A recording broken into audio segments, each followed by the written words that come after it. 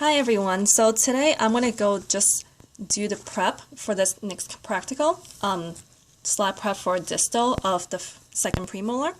So before we start, I'm just want to let you know that I'm not putting a rubber dam on because for this practical we're going to put a rubber dam on the fill. So the prep, there's no need for it.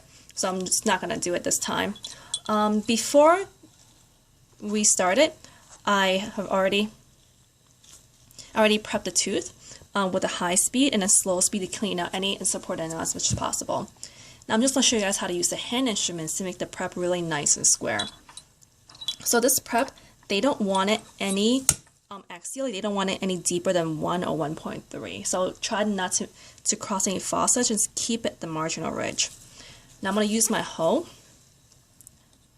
to get rid of the unsupported enamel on the outside. Just go in and make sure there's no any of this in there. And this is a little different than the other proximal box we're used to doing because this one is about 3 millimeters deep. So there's a lot more plastic in there. You just try to use your hoe the whole time to just go straight down. You're gonna break your hoe or break your hand, one or the other. So you just want to use the hand instruments very lightly. So I just got rid of a little bit of support enamel on the side.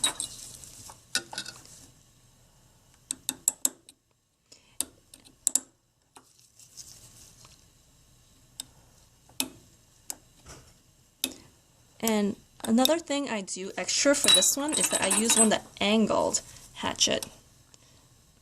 This one. And this is the 97?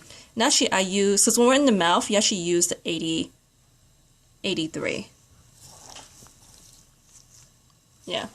Because when you're in the mouth, you're going in like this, and your instruments are going in like this, and you want this pointy tip to be where the angles are. See? The 83 fits perfectly for that.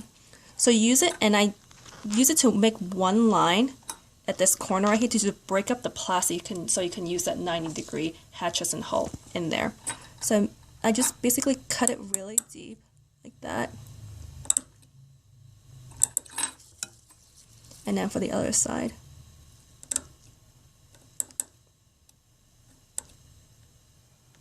Now this does not give you the box itself, it just creates a line and just breaks up the plastic.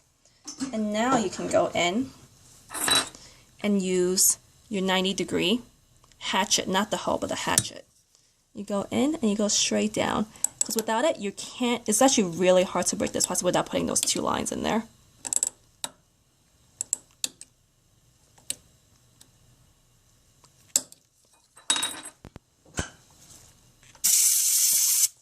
Then you can just clean it up a little bit with the hoe again.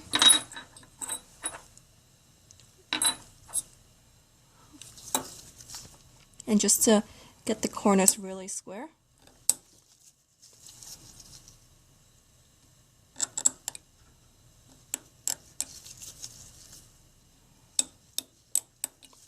And there's my box.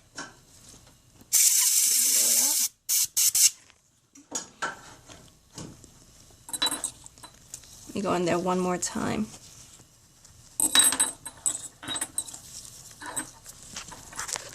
Just to make it really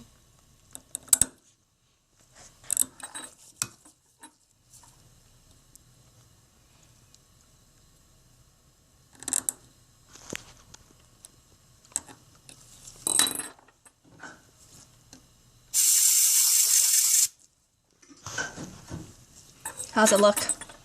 Looks pretty good. Are you just saying that?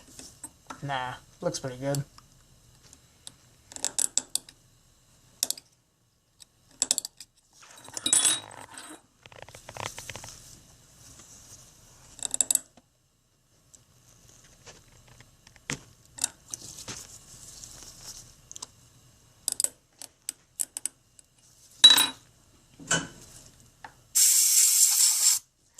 Yep, and there's my box. Looks pretty good. And I barely had to like put any force on it, and I didn't really have to press too hard. One thing to keep in mind is to make sure your instruments are really, really sharp, or else you're not going to get the angles that you want. So if you have any questions or comments, just message us. Thank you.